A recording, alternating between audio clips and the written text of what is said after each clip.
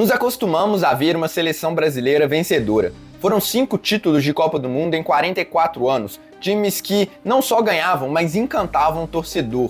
Ídolos históricos, o maior jogador da história do futebol. Mas, de um tempo pra cá, muitas pessoas não ligam mais para a seleção brasileira e só querem assistir aos jogos para criticar no final das contas. Mas por que isso? O que fez com que o torcedor perdesse essa paixão pela seleção brasileira? Bom, no vídeo de hoje eu trago 6 motivos para tentar explicar esse distanciamento entre o torcedor e a seleção brasileira masculina de futebol. Meu nome é Samuel Rezende, sou jornalista e esse é um canal focado na cobertura da seleção brasileira.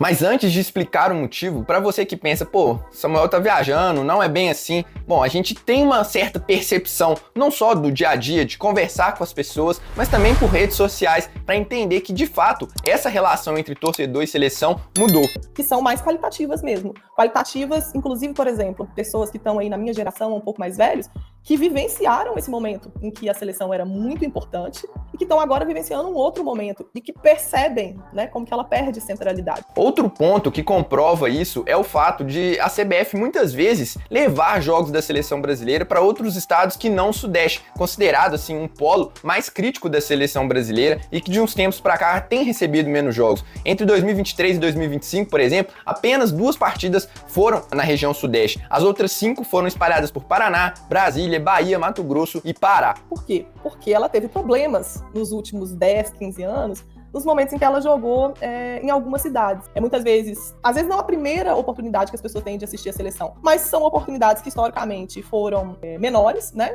Então a seleção ainda tem, vamos dizer assim, é mais bem-vinda e benquista do que em outras praças. Essas praças são praças onde, em geral, o time não vai fazer amistosos, porque, historicamente, nos últimos anos, né, tem problemas, né? Tem problemas de ser questionado, de ser vaiado, do público não ter o mesmo tipo de presença que tem em outros lugares. O primeiro motivo é o distanciamento dos jogadores. E aí, eu acho que esse é um dos principais fatos que fazem o torcedor ficar um pouco mais afastado da seleção brasileira. Ao contrário de antigamente, a gente tem muito menos conexão com vários atletas que vestem a camisa da seleção brasileira. E além disso, os jogadores que representam os clubes para os quais a gente torce, muitas vezes não são convocados por não estarem no centro do futebol mundial, né? Para vocês terem noção, na última Copa, apenas 3 dos 26 convocados atuavam no futebol brasileiro. Em 2018, a mesma coisa, só 3 de 23. Em 2014, só 4. Então você tem cada vez menos jogadores que atuam no futebol brasileiro sendo convocado para a seleção. E não é só isso. Muitos jogadores acabam saindo cedo do futebol brasileiro, sem sequer atuar por aqui, e acabam não criando uma identificação tão grande com o torcedor. Cito aqui, por exemplo, o Vinícius Júnior, que até que tem uma certa relação com o torcedor do Flamengo, mas poderia ter ficado muito mais tempo. O Rafinha, o Marquinhos, o Gabriel Magalhães, entre outros tantos jogadores que a gente viu acompanhar muito mais lá fora do que no nosso time do coração. E além disso, acho que tem aquela percepção também, o que aconteceu com o Hulk, por exemplo, de que o cara lá fora ele é subestimado e aí quando ele volta pro futebol brasileiro, ele precisa retornar pro futebol brasileiro pra gente entender o quão bom ele é. Tá acontecendo esse processo também com o Danilo, com o Alexandro. São caras que fizeram a carreira majoritariamente lá no futebol europeu e que são poucos valorizados pelo torcedor, o que acaba criando um afastamento, querendo ou não, de muitos torcedores por parte do futebol brasileiro. E eu não tô falando aqui que a gente precisa convocar mais jogadores, eu só tô constatando um fato. Não precisa chamar mais jogadores do futebol que atuam por aqui, caso eles não mereçam. Mas é um fato. É só você ver como que os torcedores do Flamengo, por exemplo, têm um maior engajamento quando o Wesley, o Gerson, toda a defesa do Flamengo foi convocada na primeira convocação do Ancelotti. Então, isso, querendo ou não, gera uma identificação maior com o torcedor. Havia uma mobilização maior, né? Os clubes tinham significados também, mas a relação com os clubes era distinta da relação com os clubes do que é hoje. Primeiro porque o futebol, à medida que ele foi se globalizando, a geografia do futebol alterou. Nos anos 70 até os anos 80 ainda havia uma valorização dos campeonatos estaduais, coisa que já praticamente não existe na mesma proporção que existia naquela época. Porque ali naquele contexto, os times brasileiros ainda estavam começando a se inserir em torneios internacionais. E também o mercado da bola, né? Os jogadores brasileiros já saíam antes, se a gente for ver, lá nos primórdios, anos 30, já tinha jogador brasileiro saindo para o exterior, mas saindo sistematicamente para o exterior. Isso vai se estabelecer nos anos 70 e 80 e com um grande afluxo a partir dos anos 90. A gente pode ver que os jogadores, né? Como, por exemplo, um jogador como reproduzir um jogador como o Júnior ou como Sócrates, ali nos anos 80, anos 70, 80, quando saíram para atuar na Itália, eles já tinham uma carreira consolidada nos clubes por onde passaram, né? Eles não saíram assim tão jovens como hoje acontece. O clube que forma jogadores que se destacam, pouco usufrui do próprio jogador formado. Se a gente fizer um exercício de comparação com a Argentina, a gente vai ver que os jogadores argentinos passam pelo mesmo processo. Porém, os jogadores argentinos ainda parecem considerar que a seleção argentina representa a Argentina e parecem que tem um empenho muito grande na conservação dessa imagem. Então a gente pode dizer assim, mas se eles estão sob as mesmas condições que jogadores brasileiros, por que lá se dá de uma forma e no Brasil se dá de outra? Eu deduzo que sejam questões de ordem cultural, que fez com que esse vínculo com a seleção se perdesse. Mas o Elcio aponta um fato que de fato chama atenção. Não é só o Brasil que passa por esse processo, é só a gente olhar para a Argentina.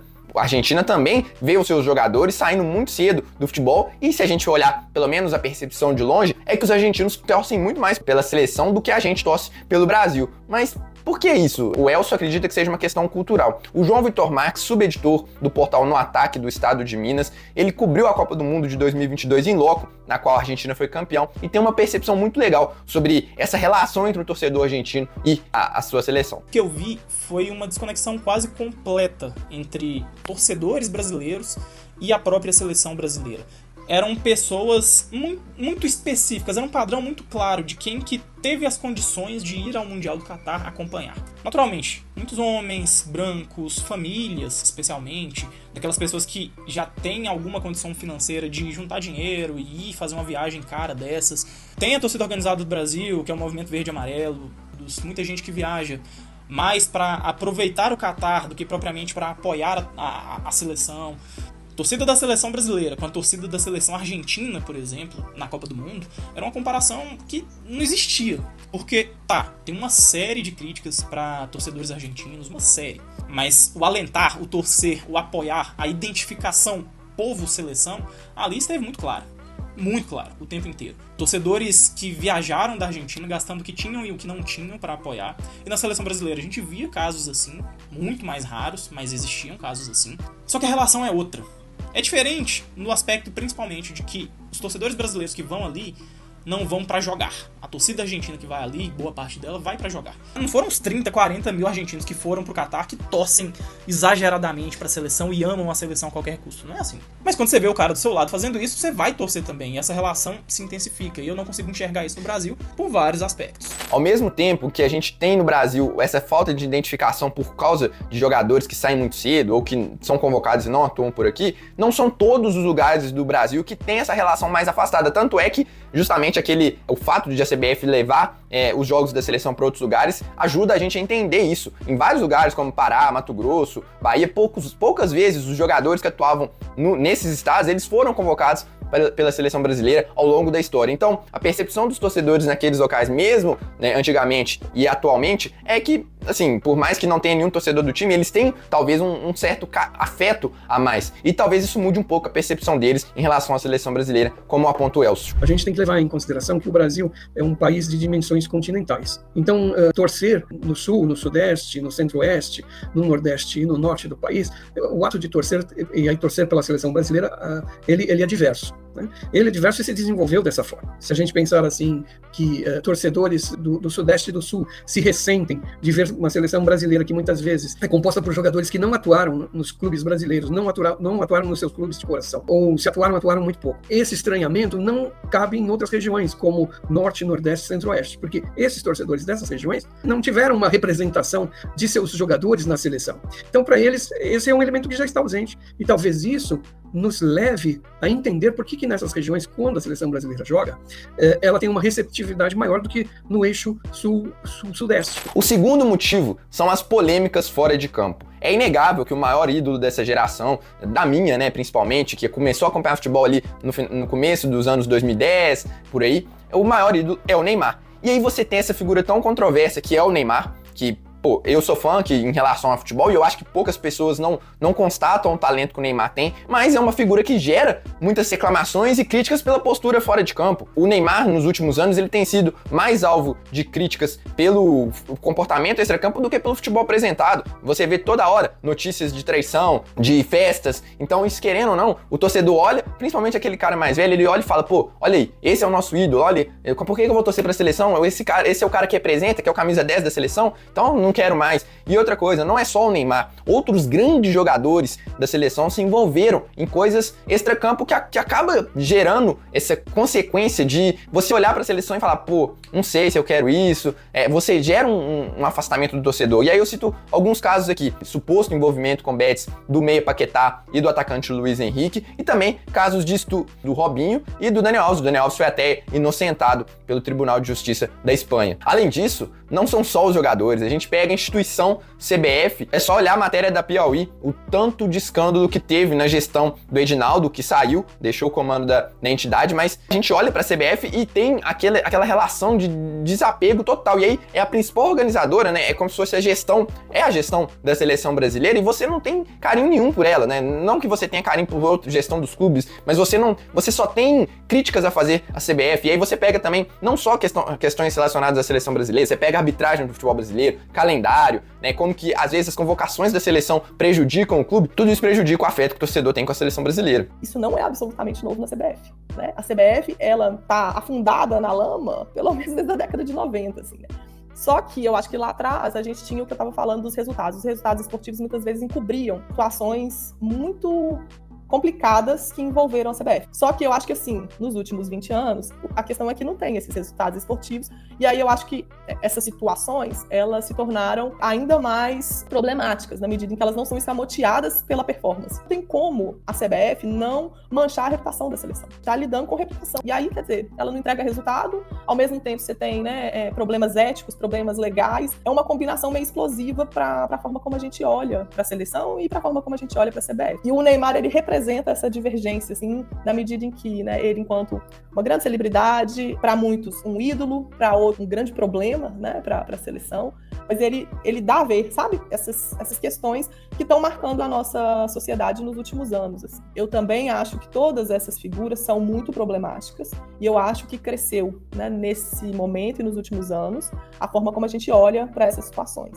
E eu acho que no passado a gente aceitava muito mais que os nossos ídolos não fossem exatamente modelos de pessoas, né? A gente tentava, de alguma forma, olhar para atletas como se eles fossem pessoas unidimensionais, e nos importava muito mais o que eles tinham para entregar enquanto performance esportiva do que o que eles tinham para nos entregar enquanto pessoas. E aí a gente, inclusive historicamente, não problematizou questões pessoais de figuras públicas importantes na história do esporte brasileiro, assim, né? Não é de hoje que a gente não problematizou, né? A gente fez isso ao longo da história, assim. Isso mudou. Eu acho que nos últimos 10, 15 anos, a gente começou a entender que figuras públicas, a gente não as julga só como jogadores. A gente as julga também como modelos de pessoas, assim, porque eles, em muitos momentos, vão aceder a esse lugar que é o lugar de ídolo.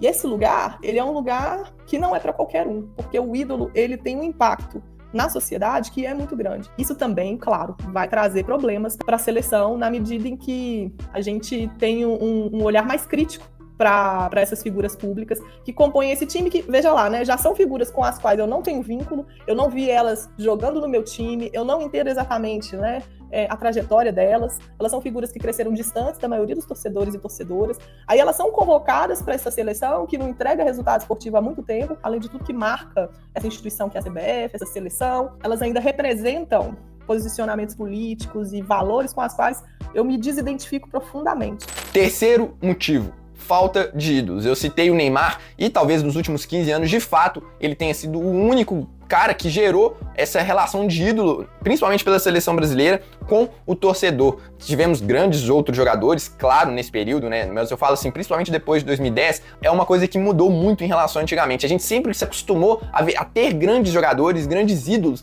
com a camisa da seleção brasileira que performavam com ela. A gente teve Garrincha e Pelé, depois Zico, Sócrates, Falcão, entre outros, e para não citar aquele esquadrão todo da seleção de 70, né? Tostão, Jairzinho, entre outros jogadores. De 90 em diante, foram vários também, Romário, Bebeto, Ronaldo, Roberto Carlos, Cafu, Kaká, vários jogadores que criaram e viraram ídolos muito também pelo desempenho que eles tiveram pela seleção brasileira. E, consequentemente, claro, os títulos da Copa do Mundo ajudaram muito nessa idolatria dos jogadores. E aí, quando você tem somente um ídolo, cara, você tem um desapego muito menor para acompanhar a seleção brasileira. Por exemplo, a gente vê outros grandes jogadores do futebol atual, a gente olha de longe e fica pensando, pô, por que esses caras não conseguem repetir o desempenho que eles têm nos clubes e na seleção? E aí eu acho que o caso mais claro do grande jogador que a gente tem atualmente é o Vinícius Júnior, que até o momento que eu gravo esse vídeo não conseguiu desempenhar no futebol que ele sabe na seleção brasileira. Claro, tem muito de bagunça da gestão e troca de técnicos envolvido nisso, mas o fato de o torcedor não ver um ídolo, um cara para pegar a bola debaixo do braço e decidir jogos, isso também é outro motivo para o torcedor querer acompanhar menos os jogos ou torcer menos pela seleção brasileira. Quarto motivo, os péssimos resultados. E aqui eu vou ter que olhar para minha colinha aqui, porque são várias decepções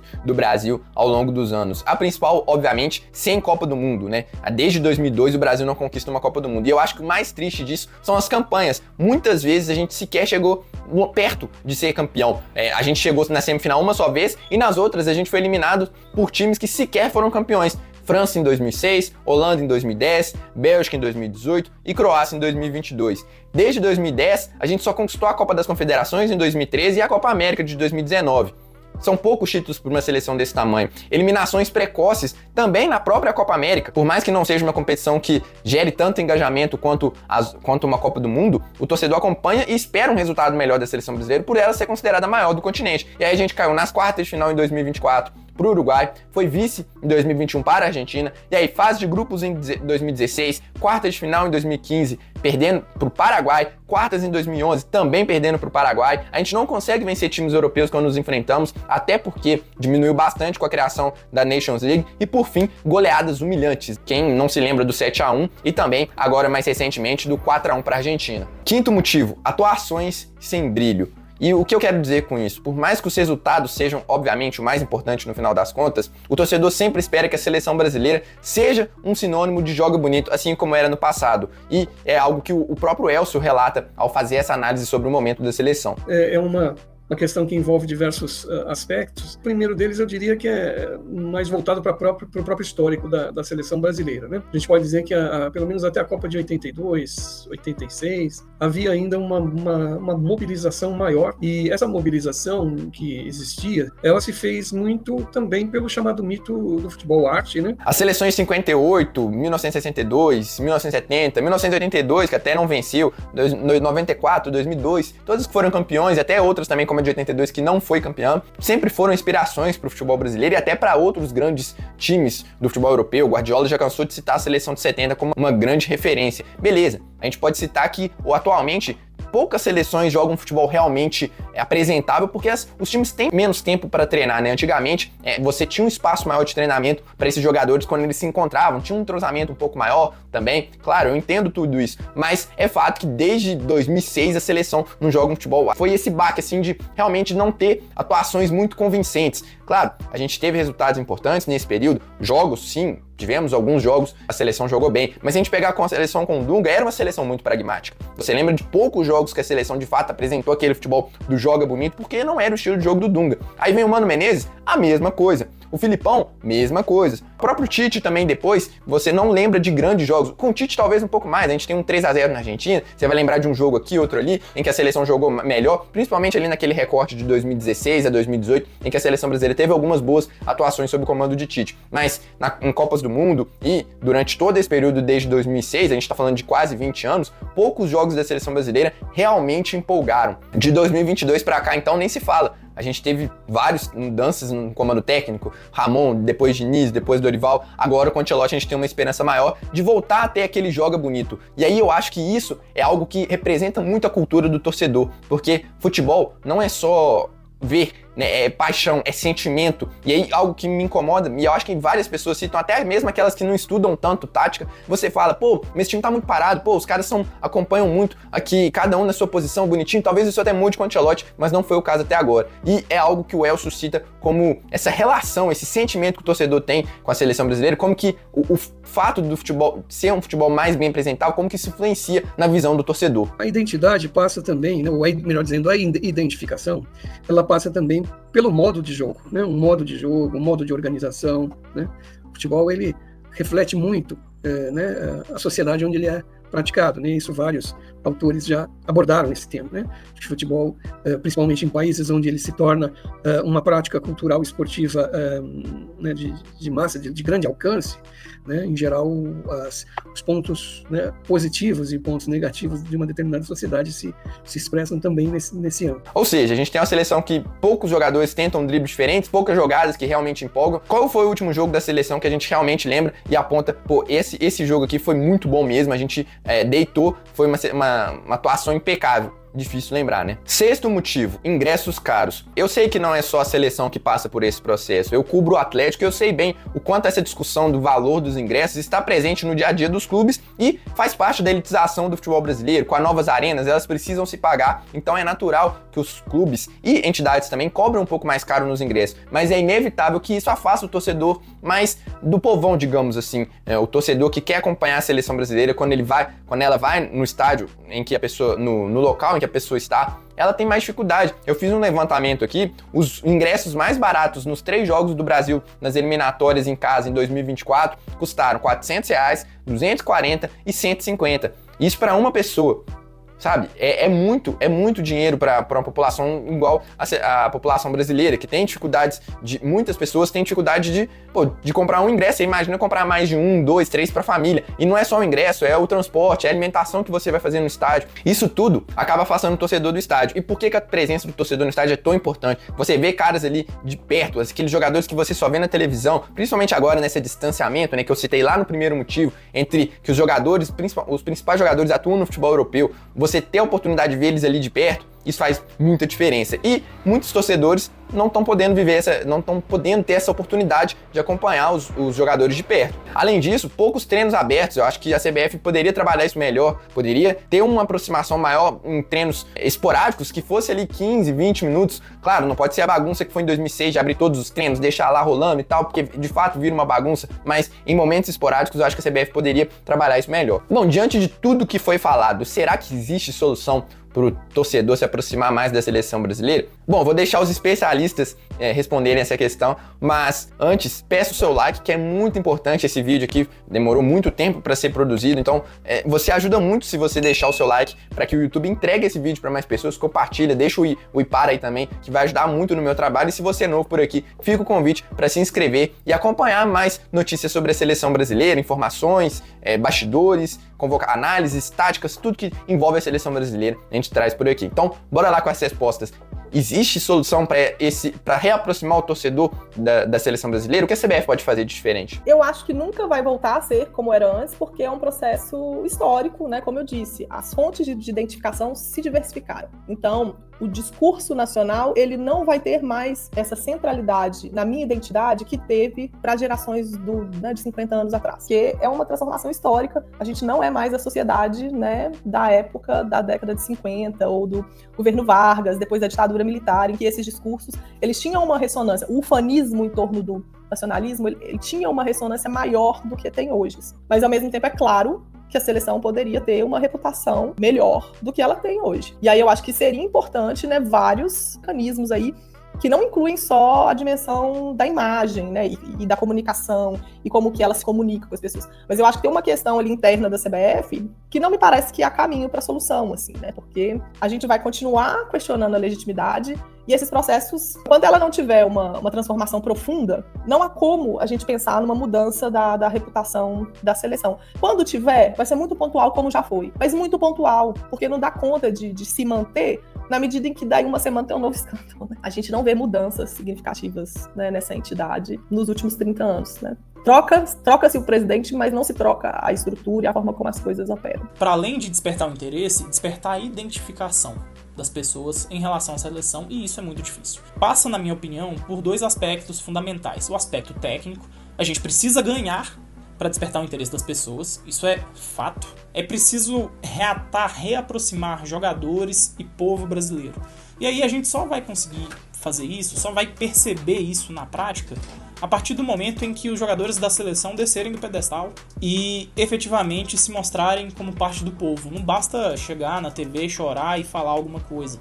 E aí a gente pode, por exemplo, começar com mais jogos da seleção aqui, ingressos mais baratos, jogadores vindo aqui mais vezes, os próprios atletas atenderem melhor o público quando aqui estão, se posicionarem mais sobre aspectos e assuntos que são relevantes para a sociedade. E você concorda com os motivos que eu citei por aqui para esse distanciamento? Quais outros você citaria? Fica o convite aqui também para você, além de comentar, assistir esse vídeo sobre os 10 maiores artilheiros da história da seleção brasileira. Eu fico por aqui, um abraço e até a próxima.